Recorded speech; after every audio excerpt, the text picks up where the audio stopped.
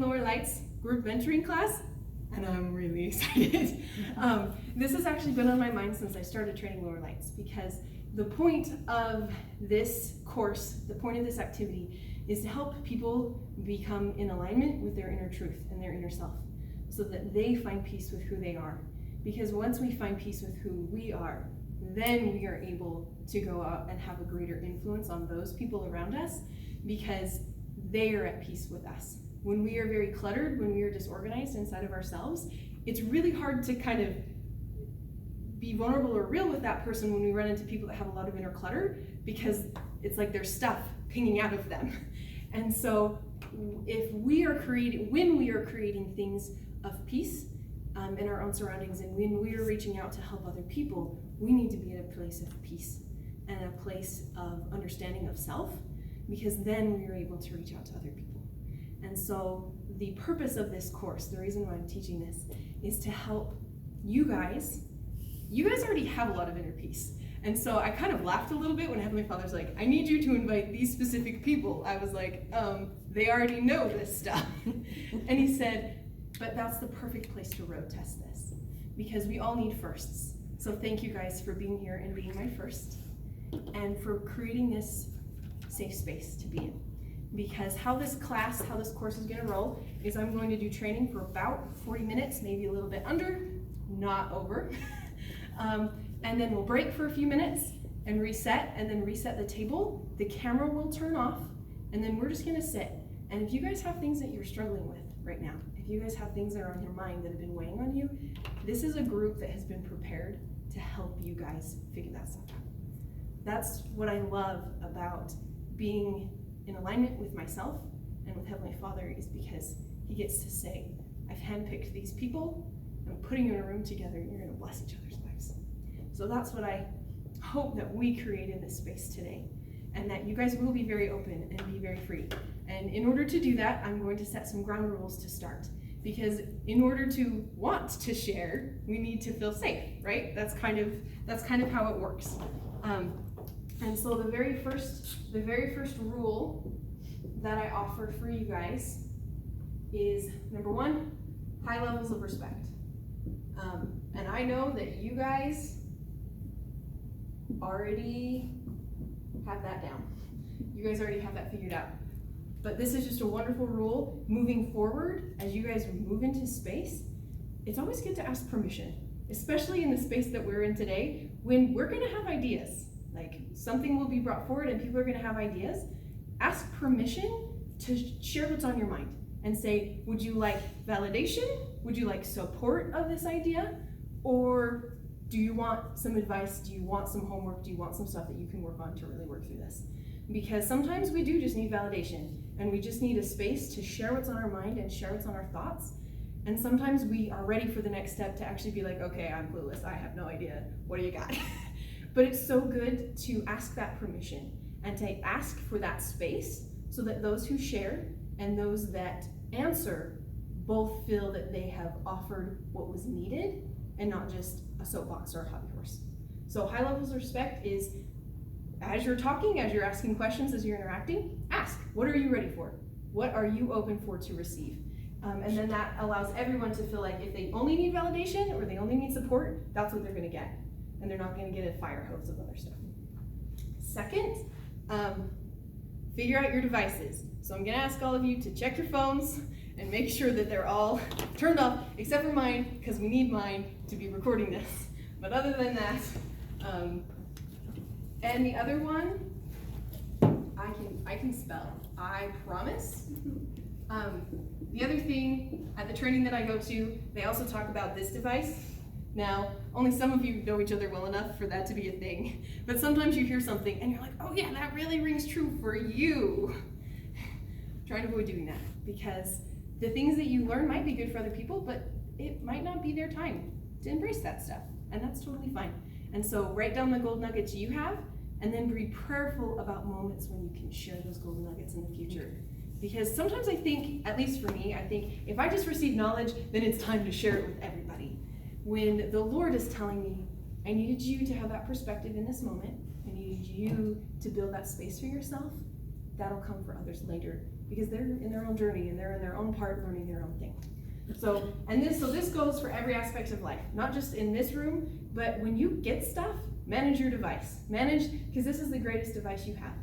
And so when you receive a download, when you receive information, be very prayerful about how you choose to share that information in the context that you share it and the people, because as I've learned in my life, some things are very appropriate in some circumstances and some things aren't. And so the more that you tune in to which situation is which, the better you are able to help people, because it's not just about knowledge, it's about understanding and perspective. And the last one is be willing to go all in that this is a safe space. We sometimes think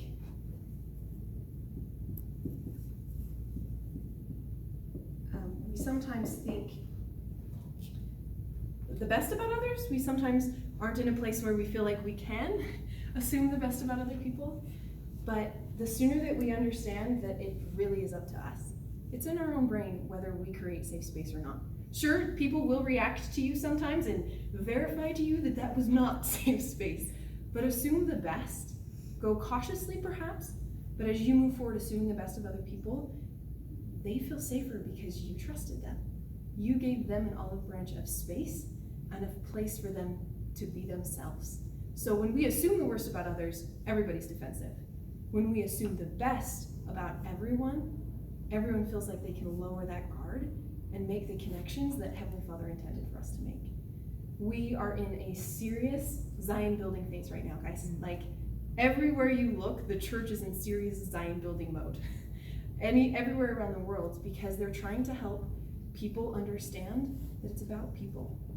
It's not about organizations, it's not about structures, it's really about being real with people. And that doesn't mean giving your junk, but that does mean being willing to share part of who you are and allowing someone else to share part of who they are, because then you gain perspective. Then you gain additional understanding. And so I'm excited for us to start this journey, because every one of you at this table has a different life experience. Every one of us is also a piece of someone else that's in our lives. And so there's a lot that we can learn from the life experience of someone else when we're willing to give a little bit of ourselves as well. So I am so excited for today's training. Does anyone have any questions about these before we proceed? You can say no. Like, you can actually say, nope, I'm good. I'm good. Okay, questions. Perfect. So first one is high levels of respect. Every one of you were invited here for a very special reason. I don't know what it is yet, but we'll figure it out. So be in this space, and when I say respect this space, you guys already know how to respect each other, and so now it's having faith that this space is here for a reason. I think I said that differently than the first time, but that holds true too.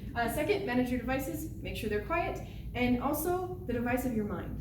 Because the information that you get sometimes is just for you in that moment. Sometimes it's for other people, but it's not for them yet. And so as you receive information, take note of it, and then invite the Lord into that conversation about when it's ready for someone else. And then third, this is safe space. You all have life experience. I'm so excited to share it. So the rundown of how this class will work is I'm going to teach for about 30 to 40 minutes. We'll see how time goes. And then I am opening it up to you guys. So if something has been on your mind, feel free to share it with the group. And we are going to do a crash course in mentoring. And so when inspiration hits, when intuition hits, and you're like, this is so weird, I don't know why this would even help this person, I don't know this person, say it anyway. Because even if it might not be the exact thing that someone needs, it will trigger something that they do need. I used to think that every time I opened my mouth, someone had to have an aha moment. I was disappointed a lot. But as I realized that I was simply throwing out ideas that they could work with and think through that would generate their ideas, then I realized that we were all a whole lot happier, because it wasn't about me providing anyone anything. But wow, I just revealed a whole lot about myself. So I really like helping people have aha moments. It's kind of one of the things that brings me a lot of joy. And so I thought that I had to always provide the aha moments. But as I've gone through this process, I realized that they had all the aha moments inside themselves. I just got to watch it happen. And so as you guys work with people and as you help people, maybe what you're sharing isn't the most awe-inspiring thing that's ever occurred on the face of the planet with 7 billion people, but it triggers something for them that they needed. And so that's what this space hopefully is that we trigger things that we all need. So let's not delay, but let's get started. We've set the rules of safety so that we know that this is a safe space. This is a place where we can share and that we can all be together. And so I'm gonna start by asking you guys a question. Because I feel like questions are a very good place to start. Sort of like when you read, you begin with ABC. Here, you get to start with a question. And so I want to ask you guys, and I want you to take some time to write, and you've got plenty of paper, and you guys brought your paper. The question is, it's gonna sound so sarcastic, but I don't mean it. Who do you think you are? Like, ultimately, at the end of the day, who do you guys think you are? And you can answer that question with your mortal eyes, or you can answer that question with your spiritual eyes, or you can draw a line down the middle of the paper and answer them both ways. But I'm going to give you 2 or 3 minutes, and I just want you to think about what is it that you offer the world? Why do you feel that you're here? What is it that you have to offer? And I want you guys to be like blatantly obvious, like honest. I'm not going to say brutally, because this isn't meant to hurt, but when you guys go to bed at night, and you are quiet inside, and you have visions of who you could be, what does that person look like? And what is stopping you from letting that person out?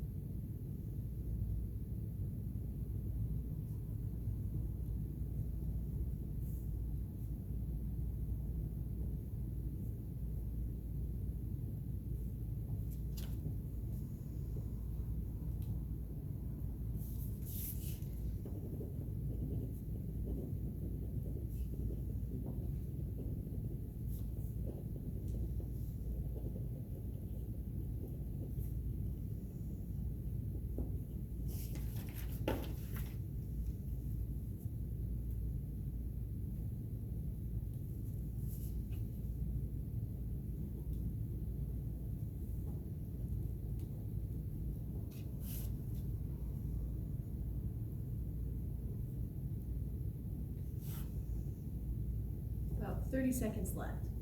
So if you have any final thoughts, write them on paper.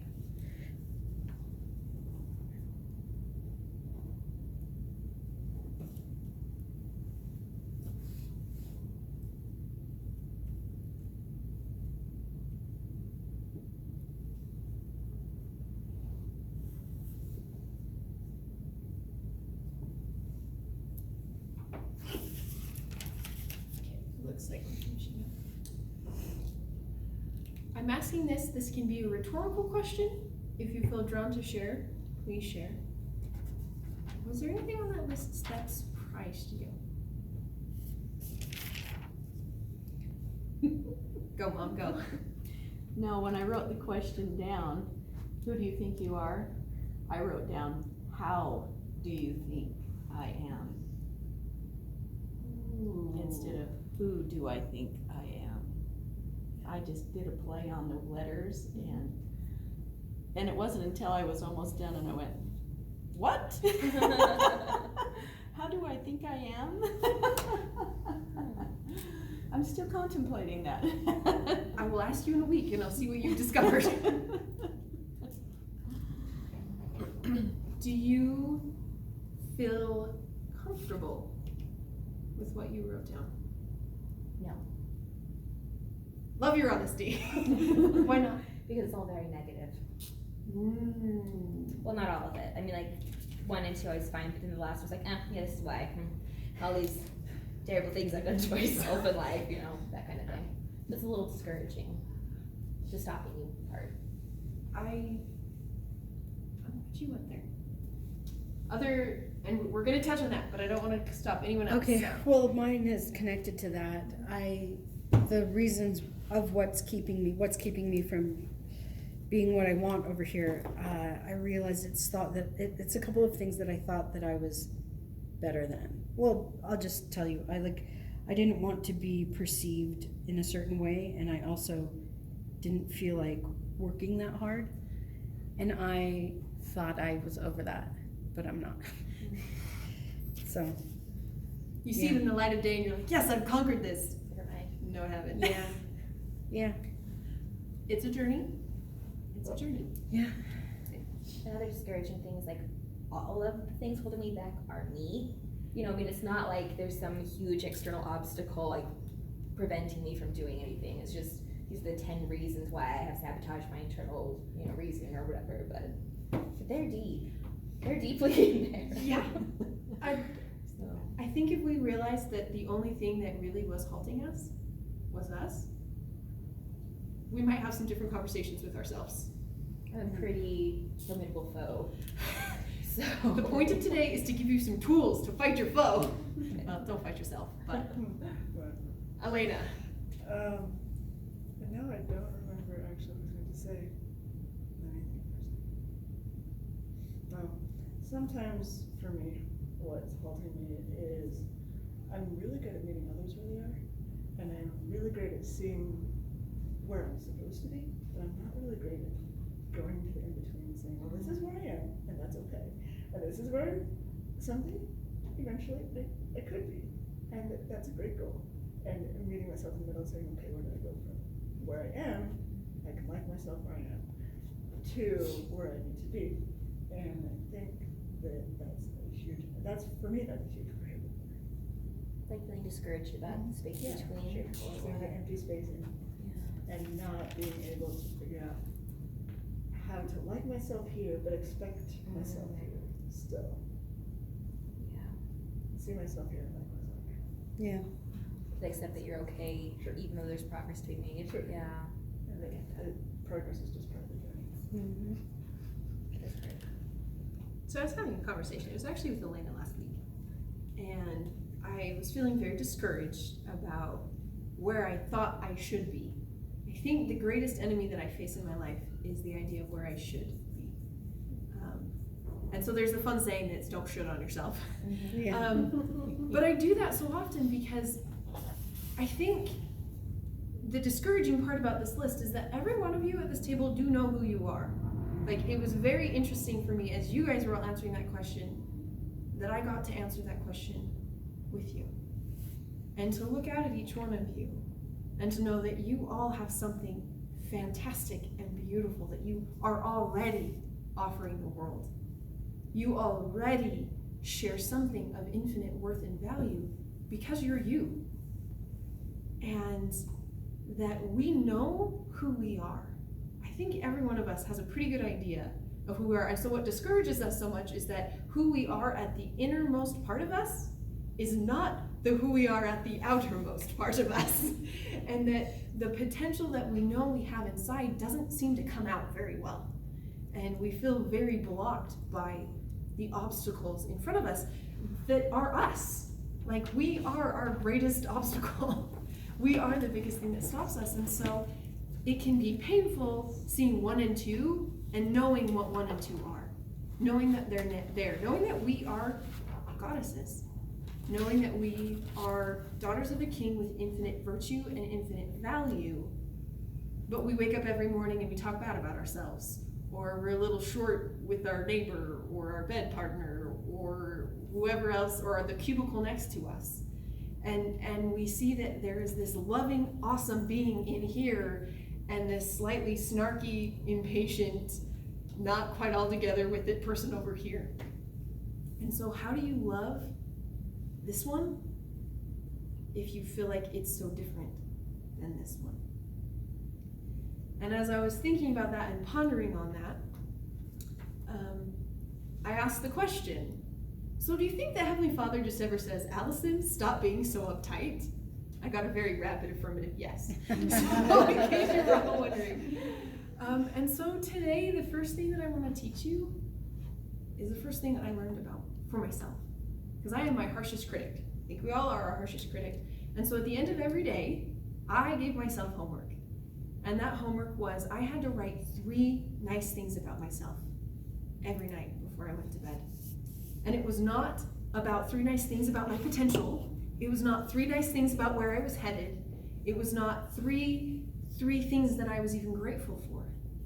It was just looking myself in the mirror and accepting that weird, whacked out, strange, random, impatient me had value.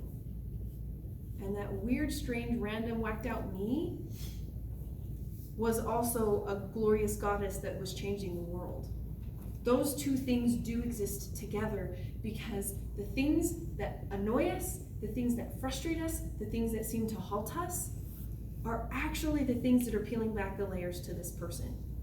And if you don't start here, you don't get here. I'm going to share a realization that I got last night.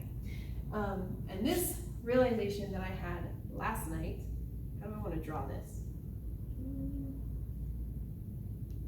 I don't know, but maybe we'll go like this and we'll work our way in. That's a light bulb that's trying to shine. And I've been in training to be a glorious, fantastic, awesome mentor. One day I'm going to say that without a trace of sarcasm. I'm getting closer. But I've been in training for this since last November. And I kept having these aha moments where I was like, this is what I'm meant to do. This is my calling and my purpose and everything. And I kept feeling really disappointed that it didn't seem like stuff were happening the way that stuff was supposed to happen. Like, if this is my calling and this is my purpose and this is what I'm supposed to do, then more things should be shifting, more things should be changing, more stuff should happen. Is essentially the conclusion I came to. And what I realized last night is, oh, that's how I'm supposed to draw this. We're gonna go Shrek for just a minute.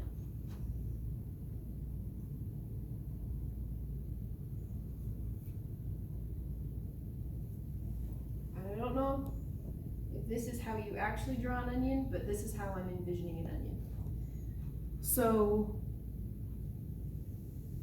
who we are and who we want to be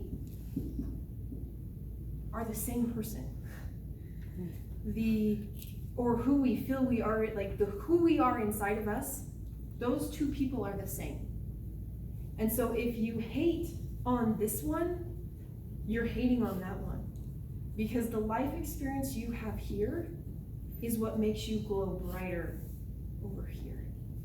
And all that life is doing for you to you sometimes is peeling back another layer and peeling back another layer and peeling back another layer. And so if you don't accept this person right here and love them for who they are right here, you're really just kind of saying, I give up. If I hate this person, then there's no point to be that person, because loving yourself in this moment is where you go next. Because when you love who you are in this moment, then the person inside of you goes, oh, that has a purpose. That has a meaning. That journey that I went on over there, just peel back another layer. And it softened me. It helped me connect with someone better. It helped me have more patience for this person that I didn't know I was going to meet yet. It gave me a perspective that I can cross-apply in 4 or 5 different ways. So the very first homework that I give, because this is me and I give homework, is every night, if you choose to accept it, write 1, 2, 3 things that you, in fact, accept about yourself. And maybe that is only acceptance at first. But I'm hoping that eventually it grows to love. Because when you love those pieces, the Lord teaches you why they're there. And when you embrace those pieces, then you get to graduate. I wonder if this life, this mortality, is really about our spirit learning how to love our not-so-spirit self. Because we had reached as far as we could go in spirit form. We had reached all that there was, that we could do, that we could grow, that we could learn, because it was a place of peace. And as we just talked about, the greatest contention that we face here is with ourselves. It's the stuff that comes up when we meet other people. It's the stuff that we deal with when somebody spills milk, or somebody cracks some paint, or you rear end someone, or something doesn't go the way you planned. That doesn't have anything to do with other people. It only has to do with you and what you do with it. And so learning to love here and learning to love what you offer today helps you come to be more at peace and in alignment with who you want to be next. Thoughts or questions before I move to the next thing? Love the thumbs up. Okay.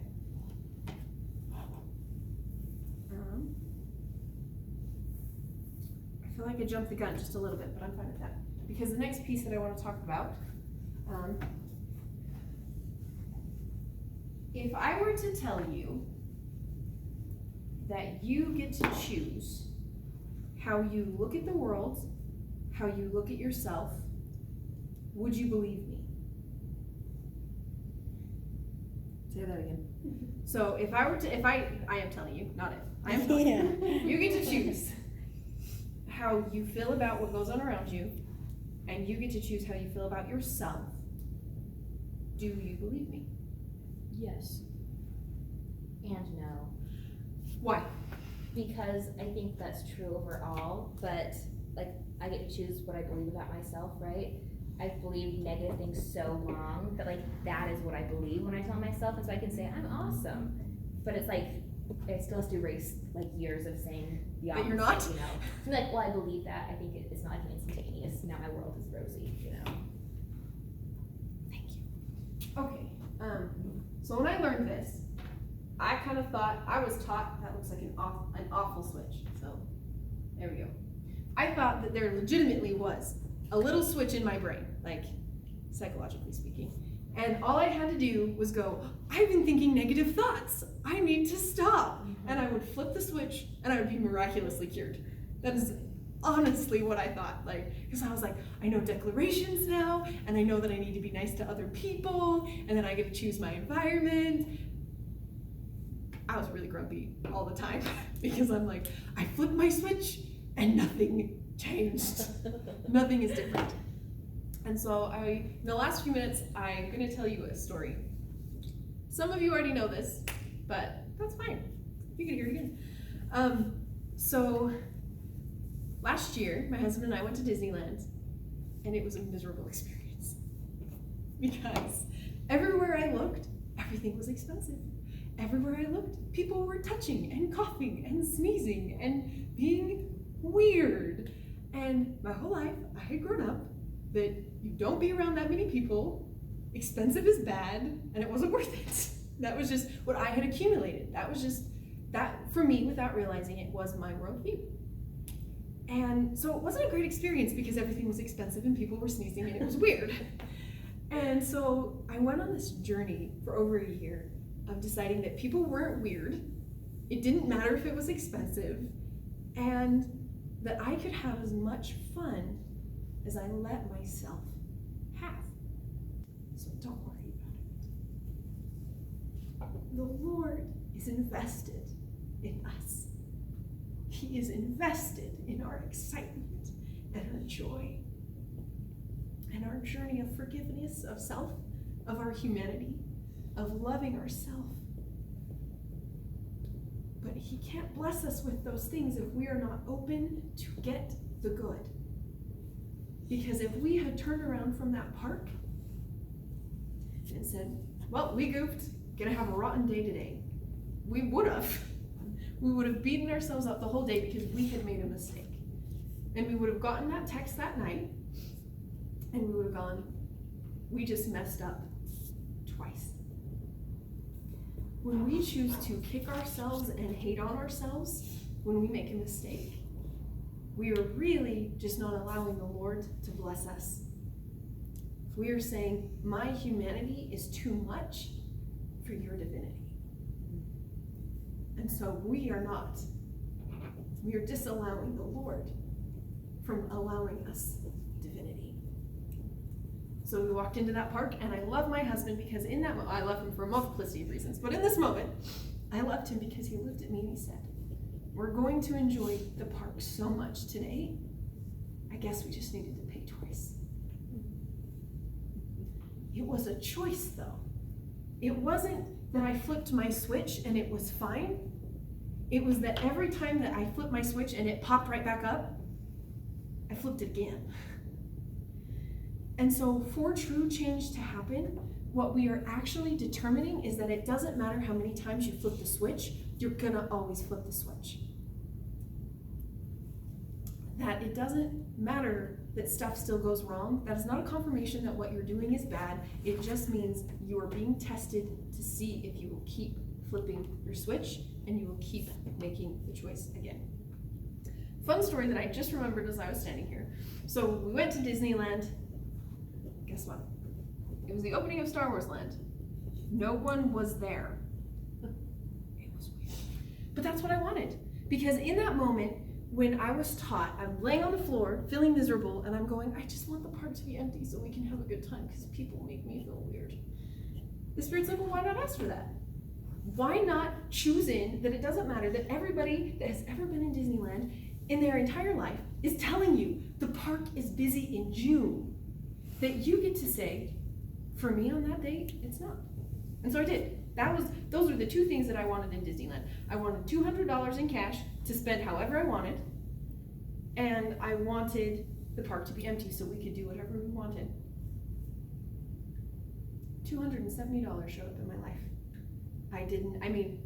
Odd job showed up, I watered someone's yard, things happened, yes, money came into my life, but I didn't consciously have to work for it. It showed up. Because that's what I wanted. I was like, $200, that's what I want, and I want the park to be empty. And so those voices were always going at me, the park's not gonna be empty. It's gonna be so full. You're gonna have 75-minute rides all the time. It's gonna be awful. And I went, no, I get to choose. And so for the next month, I'm going to choose that the park will be empty. And I walked into Disneyland, and only one of the rides we wanted to get on was over 50 minutes. We fast passed every other one, and we got right on. But if I hadn't put it out there that that's what I wanted, nothing could happen. And so I had to put out that that's what I wanted. I had to put out that that was the direction that I wanted to go. And so I'm gonna pause for a minute. You get 1 minute, because this is short, I apologize. What is one thing that you wanna put out into the world that you want back, that you have been too afraid to put out there? I invite you to do this with inspiration, because there are some things that we do want to put out into the world that it is not time yet.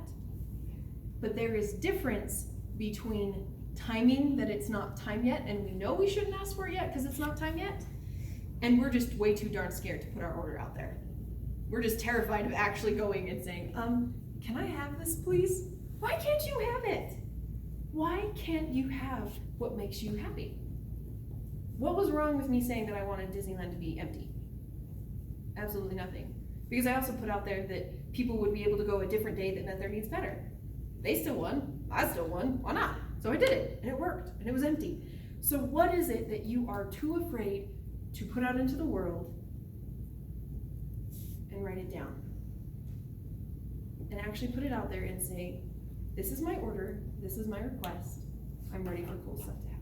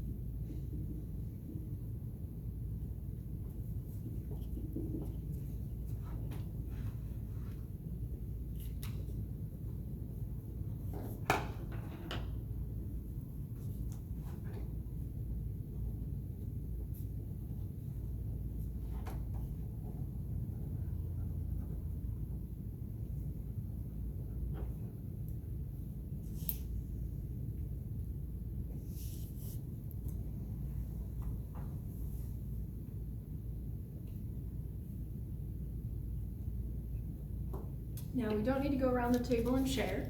These are your desires.